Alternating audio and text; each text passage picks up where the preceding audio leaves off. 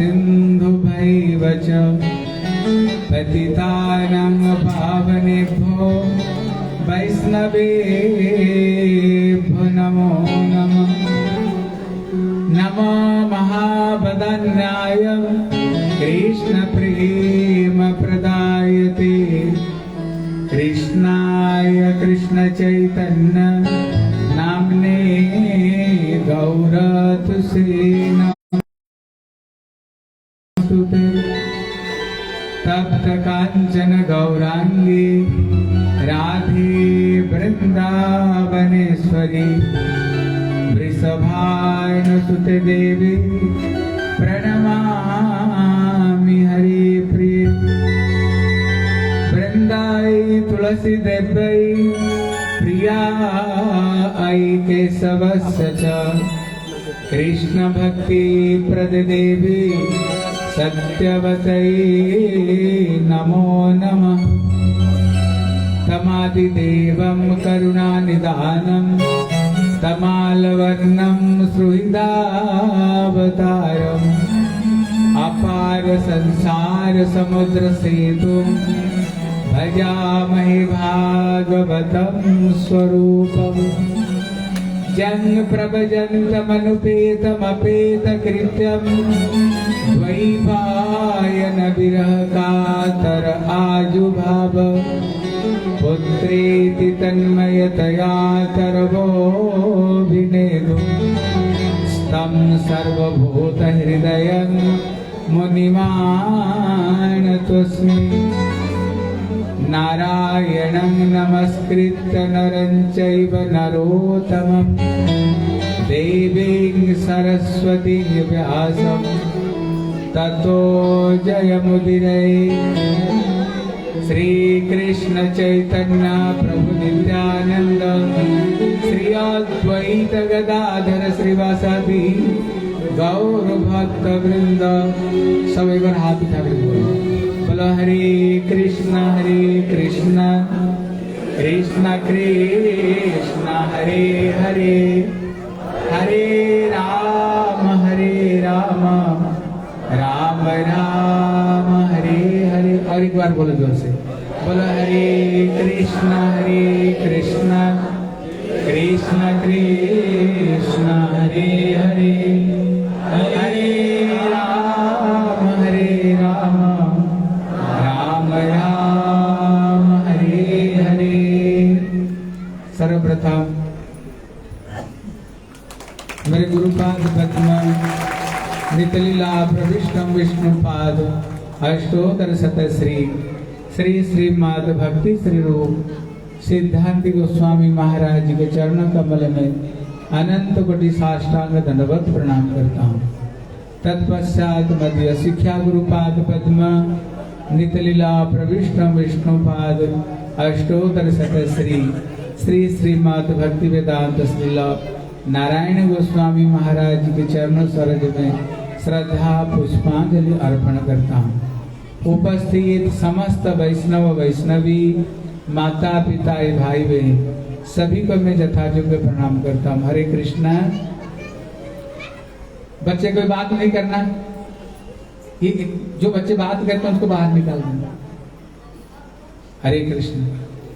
गत कल हम लोग श्रवण कर रहे थे, भगवान ने भागवत में भगवान की 26 अवतारों की कथा आई है। पहले जदा जदा ही धर्मस्य ग्लानिर्भवति भारत अद्भुत्थानमधर्मस्य तदात्मान सृजाम्यहम्। भगवान कृष्ण गीता में कहते हैं अर्जुन, जब जब ये पृथ्वी के ऊपर में गो माताएं और वेद शास्त्र के ऊपर में अत्याचार होता है, तब तक मैं इसी संसार में अवतीर्ण होकर के दुष्टों को विनाश करता हूँ और संतों को मैं पावन करता हूँ। इसलिए भागवत में भगवान की 26 अवतारों की कथा आई है। जो भगवान का जो पहला अवतार है, भगवान श्री सर्वप्रथम भगवान श्री वराह श्री चतुसन रूप में आते हैं। ये ब्रह्मा का मानस पुत्र है। जब भगवान ये जगत को सृष्टि करना चाहते थे, उनकी नाभि कमल से पितामह ब्रह्मा जी सृष्टि हुई। सृष्टि होकर के देखा चारों तरफ में उन्होंने पानी पानी देखा। उन्होंने देखा मेरी सृष्टि कहाँ से हुई। फिर उन्होंने कमल नाड़ में उन्होंने अनुसंधान किया, तो 1000 साल तक अनुसंधान की, लेकिन कोई था नहीं पाए। फिर जब ऊपर आए, व्यंजन वर्ण का 16वां और 21वां अक्षर सुने, त और उपा। बोले तुम तपस्या करो। जब ब्रह्मा जी तपस्या की, भगवान ने बोले ज्ञानों में परम गुह्यम जद विज्ञान समानितम सारहस्यंच तदगंच गृहाणम गदितम मया। भगवान ब्रह्मा को दिव्य ज्ञान प्रदान करते हैं। और सर्वप्रथम ब्रह्मा जी को भगवान 4 श्लोक दिया है, और ये 4 श्लोक का जो विस्तार है ये श्रीमद् भागवत है। जब ब्रह्मा जी को आदेश दिया सृष्टि करो, ब्रह्मा सर्वप्रथम उन्होंने ये चतुसन को सृष्टि किया, सनक सनातन सनातन और सनत कुमार। बोले बच्चों, भगवान का निर्देश है ये संसार का क्रम को तुम धीरे धीरे बढ़ाओ। बोले पिताजी ये संसार बड़ा दुखमय है, हम तो चाहते हैं भगवान की भक्ति करते हुए ये जीवन को भगवान की चरण में पहुंचा दे, हम ये घर गृहस्थ में फंसना नहीं चाहता है।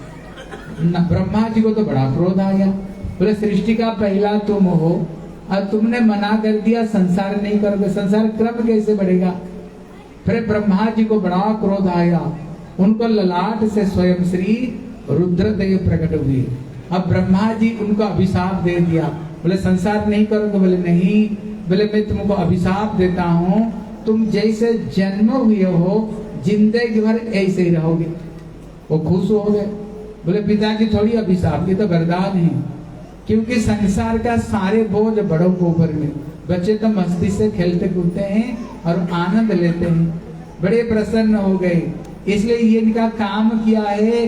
बोले कृष्ण कथा मात्र जीवनम, केवल कृष्ण कथा ही इनका जीवन है। अगर कहीं कथा बोलना हो, कथा सुनाना शुरू कर देते हैं। अगर कोई नहीं हो, एक भाई तो व्यास गद्दी पर बैठेगा और तीनों भाई बैठेंगे और उनको भगवान की कथा सुनाते रहेंगे, क्योंकि हरि चर्चा में बड़ा आनंद है, हरि चर्चा में बड़ा रहस्य है।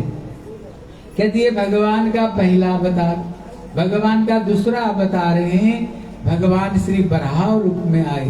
बोले श्री बराह भगवान की। बोले भगवान बराह रूप में क्यों आए। बोले कहते श्री दिति की 2 संतान हुए हैं, एक हिरण्याक्ष और एक हिरण्यकशिप हुए। इसलिए भगवान ने बराह अवतार में उन्होंने श्री हिरण्याक्ष को वध किए और नरसिंह अवतार में श्री कहते श्री हिरण्यकशिप को उन्होंने वध किया है। कहते ये आए कैसे। कहते ये श्री एक समय माता दिति ठीक शाम का समय में अपना शीशा को सामने खड़ी होकर के बड़ी सुंदर श्रृंगार की, श्रृंगार करके इतने वो सुंदर थी, अपना श्रृंगार को देख करके एकदम काम में मुग्ध हो गई। मुग्ध होकर के अपना पति कश्यप जी को पास में गए, उनसे मिलने के लिए। कश्यप जी ने कहा देखो दिति ये समय अच्छा नहीं है। शंकर जी शाम का समय में अपना भूत प्रेतों को लेकर घूमते रहते हैं, इसलिए ये समय अच्छा नहीं। लेकिन दिति अत्यंत कामातुर हो गई थी, उसने जोर जबरदस्ती पति से मिल ली। बोले दिति तुमने अच्छी काम नहीं की, तेरे पेट में तो राक्षस जन्म लेंगे। इसलिए बोले शाम का समय को 4 काम नहीं करनी चाहिए। कितना काम नहीं करनी चाहिए। क्या किया है। पहला नंबर है पति को साथ में नहीं मिलनी चाहिए, सहवास नहीं करनी चाहिए हैं। दूसरा काम है ठीक शाम का समय में भोजन नहीं करनी चाहिए, भोजन करोगे तो जिंदगी भर पेट का बीमारी रहेगी। तीसरा काम है पढ़ाई नहीं करनी चाहिए। पढ़ाई अगर गीता रामायण भागवत पढ़े तो अच्छी बात है, लेकिन जो साधारण बच्चों का जो पुस्तक है उसको नहीं पढ़नी चाहिए। अगर आप पढ़ोगे ना आप भूल जाओगे। और जो तीसरा जो काम है उसी समय में सोनी नहीं चाहिए। जो ठीक शाम का समय में सोएंगे घर में तुम्हारी कभी लक्ष्मी नहीं टिकेगी, जिंदगी भर दरिद्रता आएगी तुम्हारी। और चौथा काम सहवास नहीं करनी चाहिए। इसलिए उनको 2 राक्षस बचे हुए, हिरण्याक्ष और हिरण्यकशिपु हुए। लेकिन बीती चुके अपना अपराध को स्वीकार की। कश्यप जी ने कहा ठीक है तुमने तो गलती की है, लेकिन तुमने अपना अपराध को स्वीकार किए है, मैं वरदान देता हूँ, लेकिन तेरे बेटे तो राक्षस बनेंगे, लेकिन तुम्हारा जो पोता होएंगे ना वो परम भक्त श्री प्रहलाद महाराज होएंगे। वो इतने बड़े संत होएंगे जिनके लिए स्वयं भगवान श्री नृसिंह अवतार रूप में प्रकट होंगे। भगवान श्री नृसिंह देव की। इसलिए जब हिरण्यकश्यप ने पूछा बताओ बेटा तेरे भगवान कहाँ हैं? बोले पिताजी ये तो बता मेरे प्रभु है नहीं कहाँ? बोले क्या खंबे में है? सचमुच से ठाकुर जी खंबे में प्रकट हो गए। बोले मेरे को तो दिख रहा है ठाकुर बैठ करके मुस्कुरा रहे हैं। बोले पहले तेरे ठाकुर को दिखाऊंगा, तेरे को बाद में दिखाऊंगा। उन्होंने मुष्टि का घात मारे तो खंभ फट गया, साक्षात भगवान श्री नरसिंह देव प्रकट हो गए। बोले भगवान नरसिंह देव की। इसलिए ये भगवान की दूसरा अवतार है। तीसरा अवतार बोले श्री नारद जी। जगत में नारद जी का बड़ा बदनामी है। हम कहते हैं ना तू क्या नारद जी का काम कर रहे हो, मतलब क्या क्या लड़ाई लगाते हो, लेकिन ऐसे नहीं। अब देखना रामायण देखो, कृष्ण लीला देखो, कुछ भी देखो, नारद जी के बगैर कुछ भी नहीं हुआ है। ये भगवान का ये मन का अवतार श्री नारद जी है, जिसने एक ग्रंथ लिखे जिसका नाम है नारद भक्ति सूत्र। अद्भुत ग्रंथ है जिसमें उन्होंने भक्ति की उन्होंने महिमा बताई है, भक्ति की उन्होंने महिमा बताए। कहते श्री नारद जी अगर इनका संग किसको हो गया ना बड़ा पार है। इसलिए जिस समय दक्ष प्रजापति ने पहले मानस की सृष्टि होता था, मन से सृष्टि होता था, इसको तो तेज कर दो, इसका थोड़ा क्लियर कर दो। पहले मानस की सृष्टि करते थे। जब श्री दक्ष प्रजापति ने 10,000 संतान को उन्होंने सृष्टि किया। पहले बच्चे गुरुकुल में जाते थे, इसलिए उनके अंदर में अच्छी संस्कार पड़ता था। गीता रामायण भागवत इस सब के सब बच्चे पढ़ाई करते थे, इसलिए बचपन से बड़े संस्कारी हुआ करते थे। सवेरे उठ करके पिता माता की चरण छूते थे, पिता माता की आदेश पालन करते थे। अभी उनको नारद जी को पास में भेज दिया, बच्चों जाओ लेखा पढ़ा सीख करके आओ। अभी उनका पढ़ाई लिखाई खत्म हो गया, अभी अपना घर में वापस जाएंगे। तब नारद जी बोले देखो बच्चों, अभी तुम संसार में जा रहे हो, पहले तो समझो ये संसार क्या, नहीं तो फंस जाओगे बच्चों। तब उन्होंने उनको कुछ प्रश्न किया। उनका पहला प्रश्न था ये बताओ ऐसे कौन सा बिल है जिस बिल में एक बार घुस जाओ ना जिंदगी में कभी निकलने का रास्ता नहीं मिलेगा? बता सकते हो उसे कौन सा बिल है? कहती है घर गृहस्थ। अब देख लेना सामने एक समस्या, हम सोचते हैं किसी तरह से एक समस्या खत्म हो जाए हमको चैन मिलेगा। अब देखना एक समस्या तो गई नहीं, पीछे दूसरी समस्या खड़ी है। फिर सोचते हैं किसी तरह से दूसरी समस्या खड़ी हो जाए फिर तो हमें शांति मिलेगी। देखना दूसरी समस्या गई नहीं, पीछे और एक समस्या खड़ी। 100 साल के हो गए, देख ला हम 200 साल का प्लानिंग बनाकर बैठे रहते हैं। अरे हाँ कि ना बोलो? इसलिए संसार में जो एक बार फंस गया ना भैया, निकलना बड़ा कठिन है, वहां से निकलना बड़ा कठिन है। कभी भैया ये घर गृहस्थी है। दूसरा प्रश्न है बताओ तो ऐसे कौन सा हंस है जो विचित्र बात करता है? बोले ये गीता रामायण भागवत ये विचित्र बात करता है। क्या विचित्र बात करता है? बोले भैया तुम इसी संसार के नहीं हो, तुम भगवान को भूल करके रिफ्यूज होकर के संसार में आई। ये तुम्हारी घर नहीं है, तुम्हारी घर तो ठाकुर जी को पास में है। जब तक तुम अपना वापस घर में नहीं चलते हो भैया तुम्हारी शांति सुख नहीं मिलेगा। इसलिए क्या करो, अपना घर में वापस चलो। बोले अपना घर कहाँ है? ठाकुर जी की चरण में अपना घर है। बोले भैया वहां जाने के लिए क्या करना पड़ेगा? बोले वहां जाने के लिए एक टिकट काम करेगा, हरे कृष्णा। बोला हाथ उठा करके, हरे कृष्णा कृष्ण कृष्ण हरे हरे, हरे राम राम राम। और एक बार जोश कर बोलो, बोलो हरे कृष्ण कृष्ण कृष्ण हरे हरे हरे राम राम राम हरे हरे। उनका तीसरा प्रश्न है, बताओ तो ऐसे कौन सा चक्र है जो चक्र को कोई नहीं घुमाते, वो चक्र अपने आप घूम रही है? ये कौन सा चक्र है? बोले ये काल चक्र है। हम जन्म हुए, धीरे धीरे बड़े हुए, लिखाई पढ़ाई किया, शादीशुदा हो गई, नाती पोती हो गई, उसको बाद में बाल पकना शुरू हो गया, आंखों में नजर कमा बनाने लग गई, दांत टूटना शुरू हो गया और बाल सफेद हो गए और एक दिन राम नाम सत्य हो गया। बताओ ये चक्र को भी घुमा रहे हैं? ये चक्र अपने आप ये चक्र घूम रही है। तब उन्होंने प्रश्न किया, ये बताओ सभी का जीवन का चक्र तो घूम रहा है, जब ये चीज को समझ लो, सभी का जीवन का चक्र तो घूम रही है, लेकिन एक व्यक्ति का जो चक्र है वो घूम नहीं रहा, वो चक्र एकदम स्थिर है। बोले किसका चक्र घूम नहीं रहे हैं? बोले तस्सरिते जम क्षणम नीत उत्तम श्लोक बाता है। जो व्यक्ति भगवान की भक्ति करते हैं, कथा सुनते हैं, भगवान की नाम लेते हैं, उनका ही जीवन चक्र बंद हुआ, उनका चक्र नहीं घूम रहे हैं, उनकी समय बर्बाद नहीं हो रही है और सबका समय बर्बाद हो रहा है, सबका समय नष्ट हो रहा है।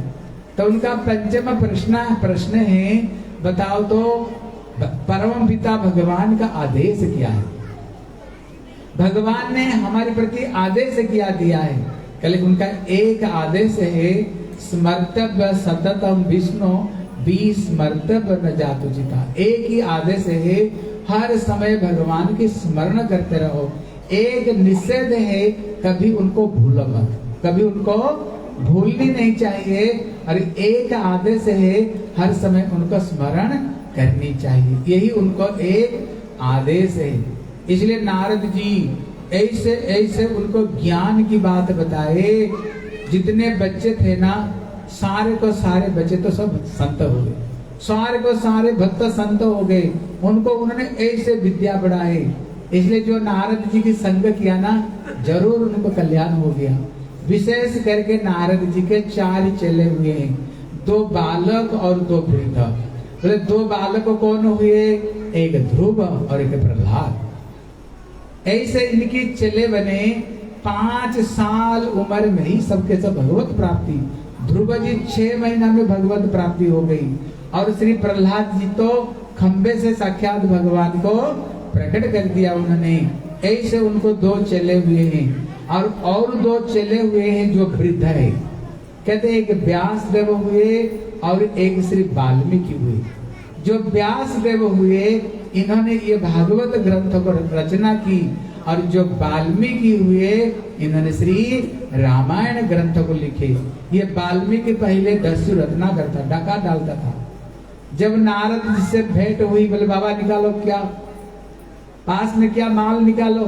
बोले भैया हम तो संत हैं, लोटे सोटे लंगोटे और कुछ है ही नहीं। बोले जो कुछ हुआ निकालो। बोले ये बताओ, तुम मुझे ये पाप कर्म करके ये जो धन दौलत कमा रहे हो, बताओ इसको पाप को कौन ग्रहण करेगा? बोले मेरे पति, मेरे पत्नी, मेरे बच्चे, मेरे पिता माता। बोले देख बेटा, ये सबके सब तुम्हारे सुख में मदद कर रहे हैं, दुख में कोई भी साथ नहीं देगा। पूछ करके गैया अपना पत्नी से पूछा, भैया ये बताओ, मैं जो ये पाप कर्म करके पैसा कमाता हूँ, तू अंशीदार बनोगी कि नहीं? बोले क्यों? बाहर का काम तुम्हारा, अंदर का काम मेरे हैं। बच्चों से पूछे, भैया अंशीदार बनोगे कि नहीं? बोले क्यों? अभी तो हम बच्चे हैं, जब बड़े होकर के पैसा कमाएंगे फिर हम सोचेंगे।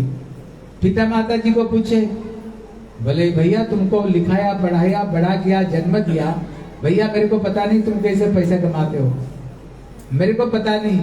उन्होंने देखा बात तो सही बता रहे थे, ये तो कोई भी पाप कर्म लेने के लिए तैयार नहीं। फिर उन्होंने वापस आए, बोले मेरी पाप से मुक्ति कैसे मिलेगी? तो बोले एक बार बोलो राम। क्या बोलो? बोलो बोलो। लेकिन श्री नारद, श्री दस्यु रत्नाकर, उनका मुंह में राम का नाम नहीं निकला, उनका राम का नाम नहीं निकला। क्योंकि जो पापी होते हैं ना भैया, उनका मुंह से ठाकुर का नाम नहीं निकलती है। इसलिए भगवान श्री कपिल देव अपना माँ को कहते हैं, बोले माँ मेरे नाम को कौन उच्चारण कर सकता है? बोले जो पूर्व जन्म में 4 काम करके आए वही व्यक्ति इसी जन्म में मेरे नाम को ले सकते। बोले 4 काम किया है? बोले जो पूर्व जन्म में पृथ्वी का सारे तीर्थ में जो नहा करके आए, जितने यज्ञ करके आए, जितने दान पुण्य करके आए और जितने सारे तपस्या करके जो आए, इसी जीवन में वही व्यक्ति मेरे नाम को उच्चारण कर सकते हैं। एक बार हाथ उठा करके बोलो, बोलो हरे कृष्णा कृष्णा कृष्णा हरे हरे, हरे राम राम राम हरे हरे। और एक बार बोलो, बोलो हरे कृष्णा कृष्णा कृष्णा हरे हरे, हरे राम राम राम हरे हरे। तब श्री नारद जी बोले, तू बोलता था मारो मारो, मरा मरा तो बोल सकता हूँ। बोले हाँ इतना तो बोल सकता हूँ। इसलिए भगवान का नाम में इतने शक्ति, कहते उल्टा नाम जपत जग जाना और वाल्मीकि भये ब्रह्म समाना, नाम लेत भव सिंधु सुखाई, विचार करह सुमन मन माई। आप लोग रामायण देखे होंगे, ये लव कुश भगवान राम से कहते हैं, बोले हमारी गुरुजी आप जन्म लेने से पहले हमारे गुरुजी आपको सारी कथा को लिपिबद्ध करके रखे। गुरुजी ने दिव्य दृष्टि से उन्होंने सारे लीला को दर्शन कर लिया था, लेकिन हम उतना तक जानते हैं गुरुजी जितना पढ़ाए, उसको आगे की बात हम नहीं जानते हैं। इसलिए भगवत नाम की इतने शक्ति है।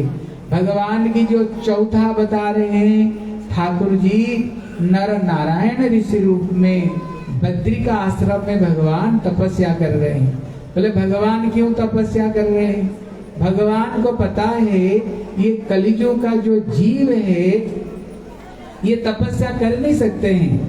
अगर कोई कष्ट करके बद्रीनाथ आए, एक बार केवल मेरे को दर्शन कर ले, दर्शन करते ही मेरे तपस्या का 6वां भाग का फल उसका अपने आप प्राप्त हो जाएगी। इसलिए बद्रीनाथ की बड़ा महिमा। आप लोग गए हो बद्रीनाथ? कौन कौन गए हो? हे भगवान, कोई भी नहीं गए। इसका आवाज क्लियर करो थोड़ा सा, अब तक तेज नहीं। इसलिए आप लोग कोई बद्रीनाथ नहीं गए? आप बताओ जाना कौन चाहते हो? सब जाना चाहते हो? लगता है अगली बार हम कोशिश करेंगे बद्रीनाथ में भागवत कथा करने के लिए, ठीक है? आपको सबके सब भागवत कथा में चलना। कौन जाएगा? हाथ उठाओ। खाने पीने का तो व्यवस्था हम कर लेंगे, लेकिन रुकने का व्यवस्था आप करना। और एक चीज है, अगर आप चाहते हो एक दिन में पृथ्वी के सारे तीर्थ में तीर्थ करना, और एक उपाय है आपको, वो सरल उपाय आपको बताता हूँ। एक दिन में पृथ्वी में कितना तीर्थ है? बोले 6 अरब। 1 अरब होता है 100 करोड़ में, 600 करोड़ तीर्थ पृथ्वी में। लेकिन अगर चाहते हो एक दिन में सारे तीर्थ में स्नान करना और दर्शन करना, आप एक दिन में कर सकते हो। सुन लो कैसे कर सकते हो, ध्यान देकर सुनो, ये मतलब का काम है। जब कृष्ण जन्म, भगवान कृष्ण होंगे ना, नंद बाबा ने, उनने इनकी संतान थी नहीं, उनने बहुत कोशिश की घर में एक बेटा की जन्म हो जाए। उनने दान पुण्य यज्ञ तीर्थाट और उन्होंने सब कुछ उन्होंने कर लिया, लेकिन घर में कोई बालक की जन्म नहीं हुई। लेकिन जब पुत्रदा एकादशी आई, इतने में पुत्रदा मतलब जो पुत्र को दान करता है, जब उन्होंने ये पुत्रदा एकादशी की तब उन्होंने मनोमत रखा था, अगर मेरे घर में एक लाला की जन्म हो जाएगा तो पृथ्वी का सारे तीर्थ हम करेंगे। केदारनाथ, बद्रीनाथ, गंगोत्री, जमुनोत्री, लक्ष्मण झूना, देव सरोवर, सारे तीर्थ हम जाएंगे। अभी भाग्य से कृष्ण जन्म हो गए। जब कृष्ण जन्म हुए, थोड़ी सी बड़े हुए, एक दिन सारे ब्रजवासी सारे तीर्थ करने के लिए निकले। जब निकले, इतने में कृष्ण ने कहा, पिताजी सब कहाँ तैयारी कर रहे हो, कहाँ जाने के लिए? बोले बेटा तू जन्म नहीं हो रहा था, हमारे घर में कोई बच्चा नहीं था, हमने मनोती रखा था घर में एक बालक की जन्म हो जाएगा तो हम सारे तीर्थ जाएंगे। अभी तेरा जन्म हो गया, अभी हम चाहते सारे तीर्थ करके आए। इतने में कृष्ण ने कहा, पिताजी, आप लोगों ने श्रवण कुमार का नाम सुने कि नहीं? श्रवण कुमार ने अपना पिता माता को कंधे पर उन्होंने सारे तीर्थ कराया। नियम है, बच्चे का कर्तव्य है पिता माता को सारे तीर्थ ले जाना। हमारी ये भारतीय संस्कृति कहता है, जब बच्चा बड़े हो जाए पिता माता को क्या करनी चाहिए? सारे तीर्थ को घुमानी चाहिए। बोले पिताजी अभी तो मैं बड़ा हो गया, आपको मैं चाहता हूँ पृथ्वी का सारे तीर्थ घुमाना चाहता हूँ, इसलिए चलो सारे पृथ्वी का तीर्थ ये वृंदावन काम्य वन में है, आपको सारे तीर्थ में करवाऊंगा, आओ मेरे साथ में। सारे ब्रजवासी कृष्ण को साथ में गए काम्य वन में। बोले पिताजी सारे ब्रजवासी, बोले हाथ जोड़ो। हाथ जोड़ करके सबके सब सारे तीर्थ को स्मरण करो।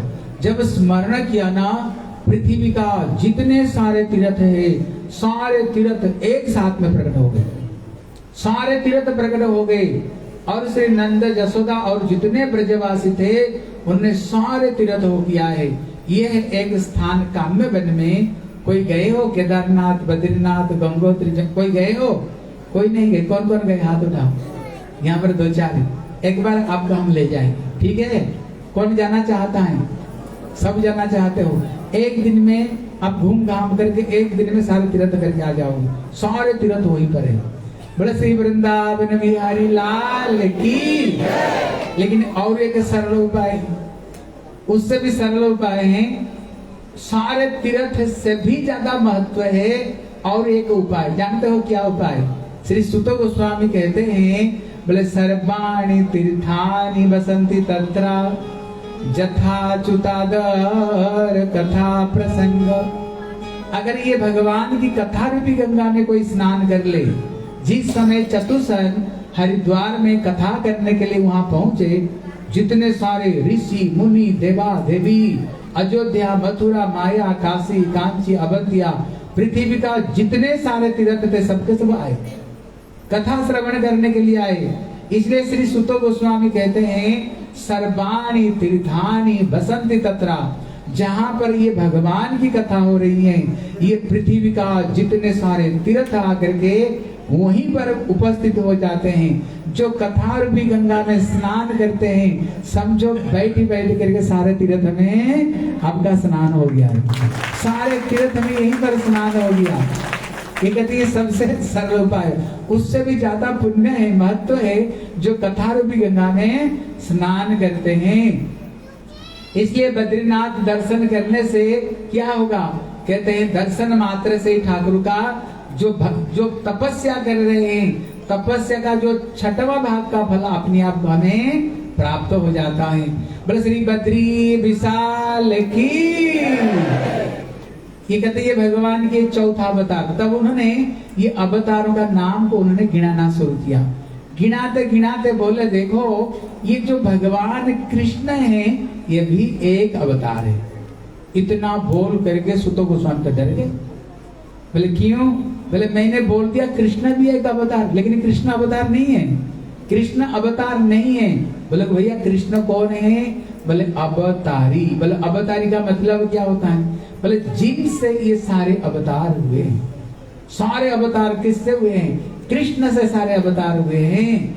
इसलिए श्री सुत गोस्वामी ने भगवान कृष्ण के लिए अलग उन्होंने श्लोक बनाए। बोले एतेचां सकला पुंस कृष्णस्तु भगवान स्वयं इंद्रारी व्याकुल लोकम मृढ़यन्ति जुगे जुगे। कहते हैं सौनकादि ऋषियों, अभी तक मैंने जितने अवतारों का नाम लिया है, कोई कृष्ण का अंश, कोई अंश का अंश है, लेकिन जो कृष्ण है ना ये पूर्ण ब्रह्म है। इसलिए ब्रह्मा कहते हैं बोले अहो भाग्यम नंद गोप वर्जोकसम जन्मित्र परमानंदम पूर्ण ब्रह्म सनातनम। कृष्ण कौन है? ये पूर्ण है, ये ब्रह्म सनातन, ये 16 कला में जो परिपूर्ण है भगवान श्री कृष्णचंद्र हैं। बोले श्री कृष्ण कन्हैया लाल की। इसलिए कृष्ण गीता में क्या कहते हैं अर्जुन को? बोले जदा जदा ही धर्मस्य ग्लानिरी भवति भारत अद्भुतानम धर्मस्य तदात्मान सृजाम्यहम्। केवल कृष्ण ही ये बात को कहते, बोले हे अर्जुन, जब जब इसी जगत में संतों को ऊपर में, स्त्रियों को ऊपर में, पृथ्वी गो और वेद को ऊपर में अत्याचार होता है, मैं ही जुग जुग में आता हूँ। इसलिए कभी जयदेव गोस्वामी एक बड़े सुंदर भजन लिखे, बोले प्रलयो पयोधि जले धृतवान शिवदम। ये कहते हैं जिस समय ये चार वेद को शंखासुर ने चोरी करके ले गया, भगवान उसी समय में कौन सा अवतार लिए? मत्स्यावतार ठाकुर जी लिए। फिर जिस समय समुद्र मंथन हो रही थी, धीरे धीरे मंदराचल पर्वत नीचे जा रही थी, देवता ने प्रार्थना किया तो भगवान ने कुर्मा अवतार लिया। जिस समय ये पृथ्वी रसातल में चली गई थी, भगवान कृष्ण ने बराह अवतार को लिया। जिस समय नृसिंह देव हैं, जिस समय बड़े अत्याचार प्रहलाद के ऊपर हुई, भगवान श्री नरसिंह अवतार लिए। अभी सारे कथा को हम सुनेंगे। बोले ये सारे अवतार को कौन धारण किया? बोले केशव धृत वामन रूप, केशव धृत राम शरीर, केशव धृत नर हरि रूप, जय जगदीश हरे। बोले केशव मतलब क्या है? का मतलब होता है ब्रह्मा, इस मतलब होता है शंकर। ये ब्रह्मा शंकर की जो मूल है। हाँ प्रभु ये कौन? श्री केशव है। बोले श्री केशव भगवान की जय। इसलिए उन्होंने भगवान के लिए उन्होंने अलग श्लोक बनाए कृष्ण के लिए। इसलिए कृष्ण कौन है? बोले कृष्णस्तु भगवान स्वयं। एक उदाहरण देकर समझाए, आप भी अच्छे तरह समझो। कृष्ण कौन है? बोले ये स्वयं भगवान। बोले स्वयं भगवान का मतलब क्या होता है? तब श्री रूप गोस्वामी कहते हैं स्वयं मतलब होता है जो स्वयं परिपूर्ण है, किसकी मदद लिए बगैर जो पूर्ण है उसको कहते हैं स्वयं। उन्होंने उदाहरण देकर समझाए, जैसे एक संख्या एक है, जैसे एक संख्या वो किसी संख्या का मदद नहीं लेता है, लेकिन जब दो बोलो एक एक मिल करके दो होगा, तीन बोलो दो एक मिल करके तीन होगा, चार ही बोलो दो दो मिल करके चार ही होगा। एक बोलो एक कोई संख्या का मदद लेता है क्या? कोई संख्या का मदद ये नहीं लेता है। इसलिए कृष्ण कौन है? ये स्वयं भगवान श्री कृष्णचंद्र है। बोले श्री कृष्ण कन्हैया लाल की। बोले जय जय श्री राधे, जय जय श्री राधे, जय जय श्री राधे। अभी प्रश्न होता है, भगवान कृष्ण गीता में कहते हैं अर्जुन, बोले अजोपि सन अभयात्मा भूतानापि ईश्वरपि सन प्रकृति समधिष्ठाय संभवामि आत्ममाया। बोले हे अर्जुन, मेरा जन्म नहीं है, मैं अजन्मा हूँ। लेकिन अजन्मा हो करके फिर कृष्ण जन्म क्यों लेते हैं? कारण क्या है? बोले कारण है भगवान को, भक्तों को आनंद देने के लिए। अगर भगवान जन्म नहीं होते, आज देखना जो कृष्ण का जन्माष्टमी कहाँ कहाँ मनाते हैं। अरे बताओ कहाँ कहाँ मना रहे हैं? केवल नोएडा में नहीं, आप देखो दिल्ली में हर मंदिर मंदिर में कृष्ण का जन्माष्टमी मंत्र की नहीं। केवल भारत में नहीं, आप देखो रसिया में, वहां पर भी हमारी सनातन धर्म प्रचार, रसिया हर कंट्री में बन रहे हैं, अमेरिका में भी, लंदन में भी, फ्रांस में भी, संपूर्ण विश्व में आज जन्माष्टमी मना रहे हैं। केवल विश्व में नहीं, आज स्वर्ग लोक में भी देवता लोग भगवान की जन्माष्टमी स्वर्ग में भी बन रहा है। ये देवता लोग भी बनाते हैं। कहते केवल स्वर्ग लोक में नहीं, कहते मोह जन तप सत्य लोक में भी, जहाँ पर पितामह ब्रह्मा जी रहते हैं, वहां पर भी जन्म उत्सव हो रही है। शंकर भी शिव लोक में हैं। आप लोग आज श्रवण करेंगे, जब देवों की गर्भ में भगवान कृष्ण आए, 33 करोड़ देवता आ करके भगवान को बोले सत्य व्रतम सत्य परम त्रिसत्य सत्य सजोनी नीतम च सत्य सत्य स सत्य अमृत सत्य नेत्रे सत्यात्मकत्वाम शरणम प्रपन्ना। इसलिए 33 करोड़ देवता आकर के भगवान की गर्भ स्तुति करते हैं। इसका मतलब है संपूर्ण विश्व ब्रह्मांड में और विशेष करके गोलोक वृंदावन में भी आज ये जन्म उत्सव हो रहे हैं। इसलिए हम भी आज नोएडा में भी भगवान के जन्म उत्सव को हम भी आज मना रहे हैं। इसलिए आप सबको धन्यवाद है जिन लोगों ने भगवान की जन्म उत्सव में आए हो। आप लोग बड़े सौभाग्यवान हैं। करोड़ों करोड़ों जन्मों का आपका पुण्य है, सौभाग्य है जो आज भगवान की कथा में जन्म उत्सव में आप लोग सब के सब एकत्रित हुए हो। एक बार आप लोगों के लिए ताली बजाओ, जोर से बजाओ जिन लोगों ने आज भगवान की जन्म उत्सव में कथा सुनने के लिए आप आए हो। क्योंकि जो कथा को द्वारा ही भगवान हृदय में प्रकट होते हैं। ये कथा के माध्यम में से ही ठाकुर जी हृदय में प्रकट होते हैं। इसलिए बोले श्रीनताम श्री कृष्णम कथा पुण्य श्रवण कीर्तन। इसलिए भागवत में बताए जैसे हम ठाकुर जी की कथा सुन रहे हैं। कथा किधर जाता है? बोले कान को माध्यम से, दोनों काम से जाकर के, कानों से जाकर के ठाकुर क्या करते हैं? हृदय में ठाकुर जी जाते हैं। उदाहरण देते सुहृद सता, उदाहरण दिया है जैसे आपका घर में आपका कोई बहुत अच्छा मित्र कोई आया, लेकिन देखा वहां पर एक कुर्सी पड़ा हुआ, लेकिन कुर्सी में थोड़ा मैला धूल पड़ा हुआ। वो ये नहीं बोलेगा दोस्त पहले कुर्सी को साफ कर मैं बैठूंगा। वो क्या करेगा? अपना रुमाल को निकाल करके साफ करके हृदय में बैठ जाएगी। यहाँ पर श्री सुखदेव गोस्वामी कहते हैं जो व्यक्ति ये भागवत कथा कृष्ण कथा सुनते हैं मानो दोनों कानों को माध्यम से ठाकुर जी हृदय में जाते हैं। अगर हमारे हृदय में कोई काम क्रोध लोभ हो, ठाकुर जी क्या करेंगे? अपना रुमाल को निकाल कर साफ करेंगे और साफ करके ठाकुर जी हमारे हृदय में ठाकुर को निवास हो जाए, हृदय में ठाकुर जी बैठ जाएगी। इसलिए जो व्यक्ति ये जन्माष्टमी को उपलक्ष्य करते हुए आए हो, ठाकुर जी आपको पर बहुत प्रसन्न होते होंगे। ठाकुर देखते हुए होंगे देखो आज मेरे जन्म उत्सव में सब व्यक्ति आकर के जन्म उत्सव को मना रहे हैं। बोले श्री कृष्ण कन्हैया लाल की जय, जय श्री राधे। कल आप लोगों ने देखा था एक छोटा बच्चा ने सुंदर कथा सुनाया था। आप लोग सुने थे कि नहीं? कल आज हमारी एक छोटी बच्ची है, वो भी आपको थोड़ी सी कथा सुनाएगी। जल्दी आ उसको एक माइक दे दो। इसलिए आपको ये कथा सुनाएगी। देखो ये बच्चों को हम इसीलिए खड़े करते हैं, आपका घर में भी बच्चे होंगे, होए कि नहीं?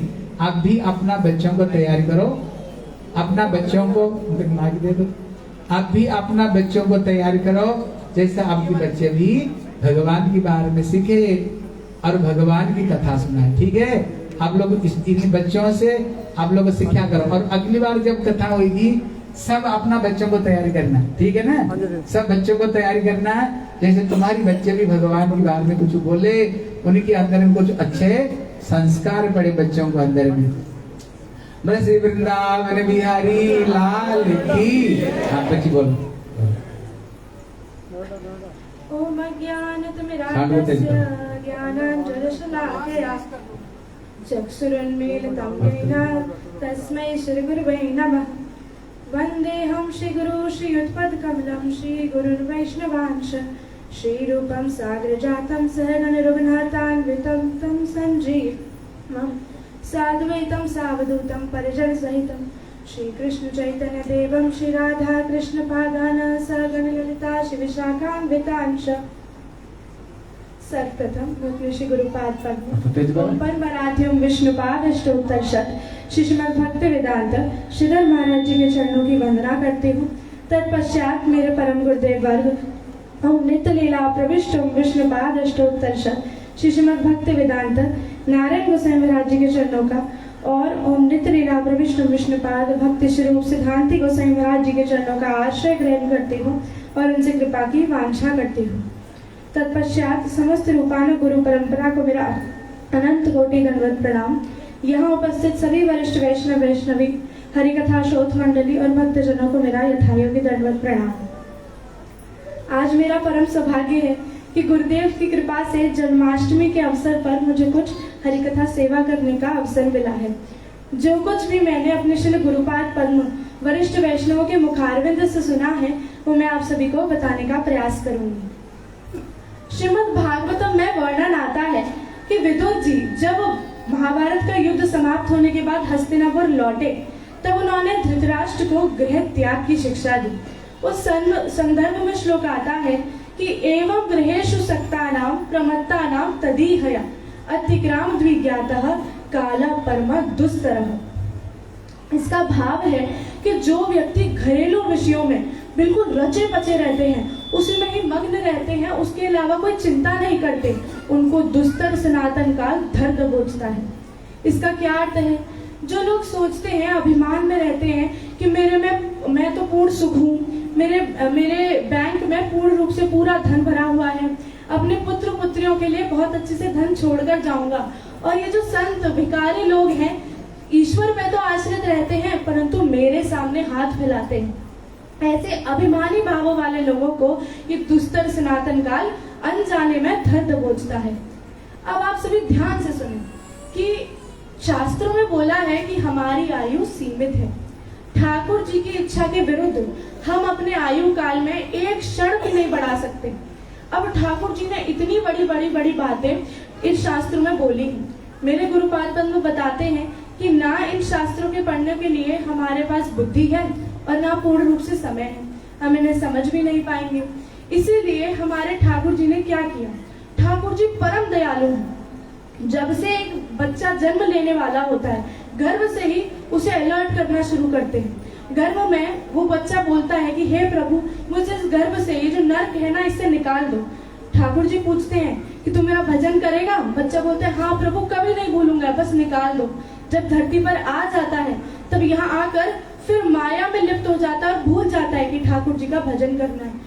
फिर भी इतने दयालु हैं कि समय समय पर अलर्ट देते हैं। गुरुदेव अभी बता रहे थे ना कि जब बाल सफेद पड़ जाते हैं तो डाई लगा लेते हैं, दांत खराब हो जाते हैं तो दांत लगवा लेते हैं, आंखों की रोशनी कम हो जाती है तो चश्मा चढ़ा लेते हैं, परंतु ठाकुर जी का भजन नहीं करते। फिर भी ठाकुर जी इतने दयालु हैं। परम दयालु कृष्ण जो है वो हमारे लिए साक्षात अपने प्रतिनिधि के रूप में हमारे पास अपने निष्ठावान भक्त जो संत होते हैं वो भेजते हैं। और ये निष्ठावान भक्त ही मेरे श्री गुरुपाद पद्म है। अब निष्ठावान का अर्थ क्या है?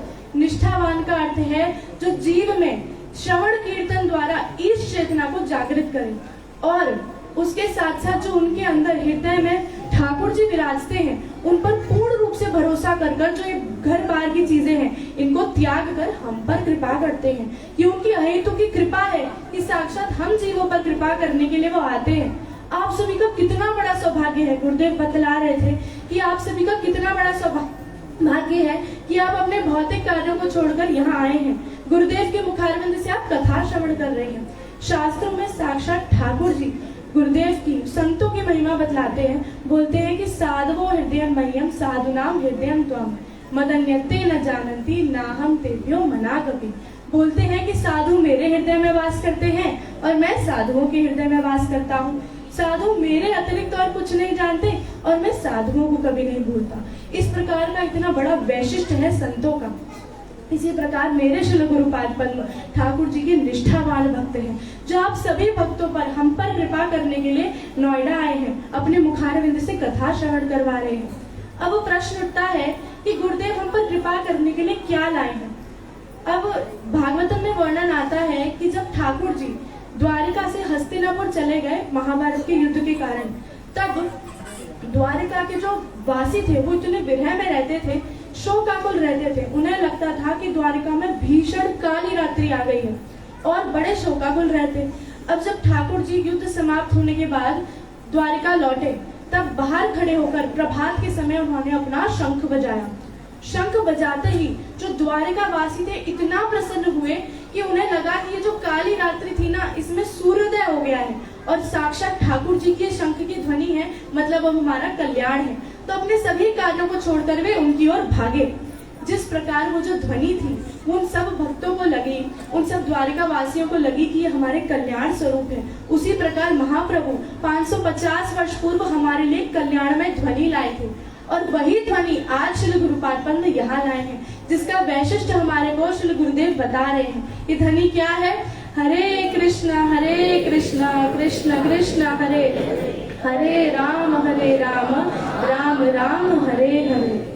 ये जो ध्वनि है, महामंत्र रूपी ध्वनि, इतनी शक्तिशाली है कि ठाकुर यहाँ पर भागवतम में वर्णन आता है कि आपन्ना संस्कृतम घोराम यन्ना विवशो प्रणन ततो सद्दो विमुच्येत यत विभेद स्वयं भयम। बोलते हैं कि ये भय भी जिससे भयभीत होता है वो है ठाकुर जी का नाम। ठाकुर जी ने जिस पराक्रम से बड़े बड़े जो राक्षस थे उनको पिछाड़ डाला, कंस रावण, वो सारी जो शक्ति है वो इस नाम में डाली। इस नाम का सहारा लेकर हम इस कलयुग के दुख कष्टों को दूर कर सकते हैं। इसीलिए मेरा आपसे विनती है कि गुरुदेव की शरण में जाएं, उनसे नाम ग्रहण करें। अब जो उद्धव जी है, उद्धव जी से जो कृष्ण है वो कहते हैं कि देखो उद्धव, जब तुम गुरुदेव के पास जाओ तो उनका पूर्ण रूप से सम्मान करना, उन्हें सामान्य व्यक्ति मत समझना, उनकी अवज्ञा मत करना, क्योंकि वो सभी देवताओं के प्रतिनिधि स्वरूप है। ऐसा वैशिष्ट साक्षात ठाकुर जी बतलाते हैं। अब एक बात हमारे को विचार करने योग्य है